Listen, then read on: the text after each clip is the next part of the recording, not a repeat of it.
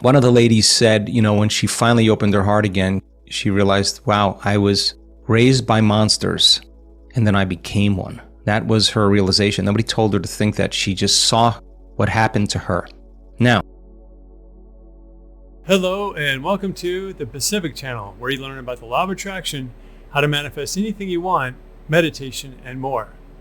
In this video, Dr. Joe Dispenza talks about how you are not the victim of your genes, why energy healing techniques such as EMDR and EFT work so well, why people who overcome themselves doing the work with meditation don't want to change their past at all, and the choices you have if you are stuck in a dysfunctional family right now. You are not the victim of your genes. It's the environment that signals the genes. This is called epigenetics. Dr. Bruce Lipton and Dr. Joe Dispenza talk about this all the time. He gives the example of a mother and her baby and how the baby cells respond to those negative feelings of the mother. If the mother's angry or frustrated or upset, it can affect the baby. Most of us have been born into dysfunctional families, or we end up in dysfunctional relationships. So what can we do about it? Dr. Joe talks about a couple healing modalities which can help, which one is called EMDR and the other is called EFT. And he talks about how both of these modalities or healing techniques can deal with the programs that are stored in the body. He also talks about the choice you have to deal with current difficult situations, such as living in a dysfunctional family. But without further delay, let's listen to him. there's this concept in biology where if you look at the emotional state of both progenitors, both male and female, moments to hours to days before conception, that the emotional state casts the first genetic die, both in the what's called the haploid cells, the 23 chromosomes in the sperm and the 23 chromosomes in the egg, and that 46 chromosomes actually makes the human being.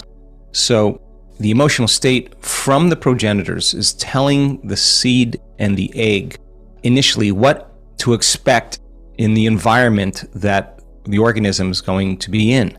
And so the selection and the instruction of the gene from the emotion is determined whether the organism is in survival. If it's in survival, well, make sure that it's prepared for the same environmental state, chemically, organ-wise, cell-wise, hormone-wise. Better chance of survival if it adapts based on the first signal. When there's fertilization in the sperm and the egg, there's cross-linking that goes on, and there's information from both male and female that are starting the process of the development of the embryo, ultimately into the fetus. The maternal blood flow of the mother is in direct contact through the placenta with the growing fetus, and her thoughts and emotions and even her behaviors are the second signal coming from the mother, who's perceiving or at least interpreting the conditions in the environment. So once again, if there's fear, if there's anger, if there's poverty, if there's lack, if there's sadness, if there's pain, that's the information emotionally that's being fed to the child, and it will actually sculpt and mold the clay of the organism. Sometimes a smaller head circumference, a smaller frontal lobe, larger adrenal glands. The body adapts for that environment. If the child is raised in, or even conceived for that matter, instead of the flesh, but of an elevated state of the spirit, then there's a different selection and instruction of genes, and the same happens to be for the pregnant mother, influencing the growth of the child. Now, it isn't so linear that, one stress response or a difficult few weeks has such a profound effect, but you get the idea that the exchange that's taking place biologically from the mother to the child also is preparing the child for the same environmental conditions. It's called genomic imprinting. After partition, after birth, then there are certain programmed gene expressions that we come preloaded with about our body size, our body shape, our eye color, all that stuff, hair color, all these things, height, weight, all these things are just a kind of map of a combination of both parents. Maybe there's a dominant gene from one parent and a recessive gene from another. Maybe there's two dominant genes from both parents. You get the idea that you come with a little bit of programmed gene stuff, but then the environment then has a strong play in our own personal development. So The challenge becomes then that we are raised by the very people that have contributed to us genetically. And because of mirror neurons and because of the state of the brain in the infant is gathering information from the environment through the mirror neurons to know how to behave, to know how to act, to actually model behaviors. And the mirror neurons are empathy neurons. And so it's not what you only say to your child, but it's how you show your child you're behaving. And the child is picking up in a very, very lucid dream state what reality looks like, and they will actually model behavior. That's why the terrible twos is the terrible twos. And if you yell at your kid from the time they're 1 year old to the time they're 2 year old, and you tell them to stop, and you're treating them a certain way when they turn 2, they've just learned that behavior, and they're showing you what you look like when you're upset. And that's just an immediate example of how the environment begins to once again select and instruct the genes that we've been given from our parents. So if there's dysfunction in the family, and that's the basis for what the child knows to be the way to be, then it's completely understandable then that those programs tend to be encoded subconsciously. In other words, when the child's brainwaves the first 7 years of their life are in delta and theta and even alpha, low-level alpha, all the information's going in as the truth. It's going in unedited. And that's what starts the first layer of programs that we have as children. So the interpretation of love through the two or one person that's raising the child, combined with some really unhealthy behaviors. And because it's combined with some very unhealthy behaviors, we think that's normal. As an example, we did this amazing program in a prison in Mexico City, in the center of one of the worst parts of Mexico City. And when I say worst, I mean it as the worst. And in a women's prison, and I think there were between 30 and 40 women there, and there were horrible conditions, and we sent two of some really special people to go in there. And of course, they could have been in survival as well, but they overcame their environment beautifully. And one of the ladies said, she finally opened her heart again. She realized, wow, I was raised by monsters, and then I became one. That was her realization. Nobody told her to think that. She just saw what happened to her. Now, one of the beauties of who we are as human beings is that on a certain level, we negotiate the conditions in our life for evolution before we take on a body, and we negotiate on some level who we are in terms of our genetic predispositions. And so we got to start somewhere. And so as the person begins to become conscious and awake, and they start realizing, wow, this isn't love, being treated this way, being manipulated this way, being dysfunctional in this way, living in this environment really isn't what the definition of love that I'm searching for is. That doesn't mean you just start thinking positively and you don't address the issue. Now, I'm going to answer the question now that I've given the basis foundation in two ways. There are great therapies in energy psychology, and Liz, who's on this call, happens to know a lot about this because she runs the organization in France, and things like EMDR, things like EFT, body talk, these things that are dealing somatically with the program subconsciously that's stored in the body, has produced tremendous changes in people's cortisol levels, tremendous changes in their health, tremendous changes in their memory of the event or the past without the emotional charge. And as an example, EMDR is a great way to consolidate those memories and turn them into wisdom, to look at them and see the charge that goes along with them, and then through a process of doing a few things, in time you begin to lower the volume to that emotion, and you get to see your past through a different lens, and that's when you begin to change. Now, some people need that kind of help, and yet by the same means, in the work that we do here, a lot of people, have to come up against a lot of past memories and a lot of dysfunction that seems very confusing. Now, you'll never hear me say, go to the past event and analyze it. I will never tell anybody to do that because I know it doesn't work.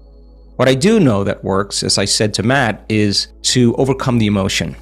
And I can tell you from just interviewing people that were in dysfunctional households and dysfunctional families, abusive relationships, abusive parents, violated in all kinds of ways, that had all kinds of health conditions, that were suicidal, that had night terrors, the whole bit. They hung in there. And when they thought they were doing their meditation wrong because all of this was coming up, they were actually doing it right. And when you open that door between the conscious mind and the subconscious mind, a lot of times you open up Pandora's box, and people would rather just not sit through it to see what's on the other side. And yet people would say it was the worst feeling I've ever had in my life. And I just thought about all those times that I did the work and I hadn't missed a day and I was going to give up. And I just thought, oh my God, I'm just going to go one more time. I'm just going to go a little further. And that's the end right there. That's the edge of what they know. And the unknown just seems to be a whole lot more scary, but they can't cling to the known any longer, so they let go.